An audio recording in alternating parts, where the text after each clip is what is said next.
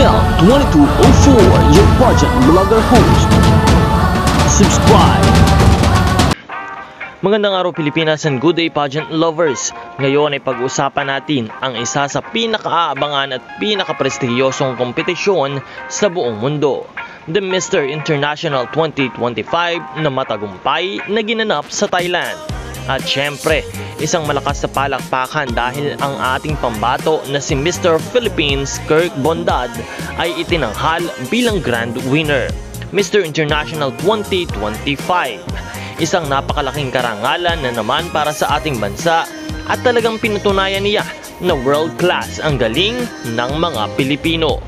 Hindi rin matatawaran ang husay ng iba pang mga kandidato dahil talagang powerhouse ang lineup ngayong taon. Narito ang opisyal na resulta. First runner-up, Mr. Lebanon. Second runner-up, Mr. Korea. Third runner-up, Mr. Nigeria. Fourth runner-up, Mr. Costa Rica. And fifth runner-up, Mr. Thailand. Grabe, napaka-exciting ng Coronation Night. Ang production ay world-class mula sa stage, ilaw hanggang sa performances.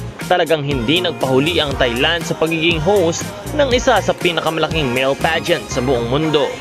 At syempre, hindi mawawala ang ating pasasalamat sa lahat ng sumuporta kay Kirk Bondad mula simula hanggang sa dulo.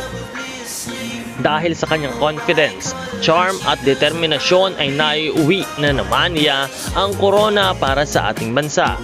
Congratulations once again sa lahat ng winners at sa buong Mr. International Organization sa matagumpay at napaka-spectacular na event ngayong taon. Tunay na history making at inspirational ang gabing ito. Kung kaya naman patuloy tayong nagpapasalamat sa lahat ng patuloy na sumusuporta sa ating mga Pinoy na pageant fans. Maraming salamat po sa inyong lahat at nawa ay patuloy nating suportahan ang ating mga Filipino beauty queens at gayon din ay patuloy na sumuporta sa channel na ito para sa lahat ng mga pageant updates. This is Snell 2204, your pageant insider. Thank you so much for watching at maraming salamat din sa iyong pag-subscribe.